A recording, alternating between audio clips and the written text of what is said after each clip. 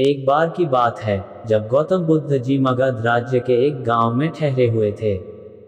गांव से थोड़ा बाहर एक मोची अपने परिवार के साथ रहता था। उस मोची के घर के पास एक तालाब था। एक दिन रोज की तरह सुबह मोची तालाब किनारे पानी लेने गया। वहां उसने तालाब में एक बहुत ही अद्भुत पुष्प देखा। वह पुष्प देखने में बहुत ही सुंदर था और चमत्कारिक भी प्रतीत हो रहा था। मोची ने तुरंत ही अपनी पत्नी को बुलाया और वह पुष्प उसे दिखाया।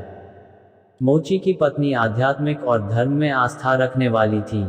वह पुष्प को देखते ही समझ गई कि जरूर कल यहाँ से गौतम बुद्ध जी गुजरे होंगे, उन्हीं के प्रताप से यह पुष्प खिला है। पुष्प को चमत्कारिक मानकर मोची ने एक योजना बनाई। उसने अपनी योजना के बारे में पत्नी को बताया कि वह इस पुष्प को राजा को देगा और उनसे खूब सारी स्वर्ण मुद्राएं लेगा। उसकी पत्नी ने भी सोचा कि यह पुष्प उनके किसी काम का नहीं है, इसे राजा को ही दे दो, कम से कम कुछ कमाई तो होगी। पत्नी की सहमति के बाद मोची राजमहल की ओर निकल गया।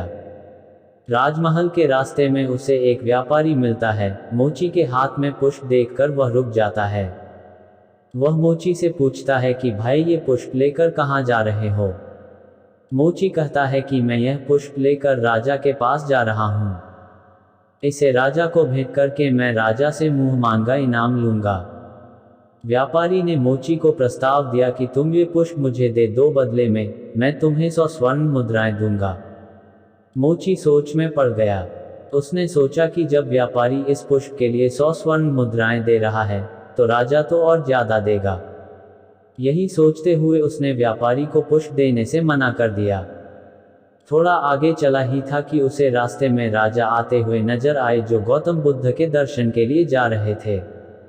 राजा भी मोची के हाथ में वो दिव्य पुष्प देखकर अचंभित हो गए। राजा ने मोची को पुष्प के बदले 1000 स्वर्ण मुद्राएं देने के लिए कहा।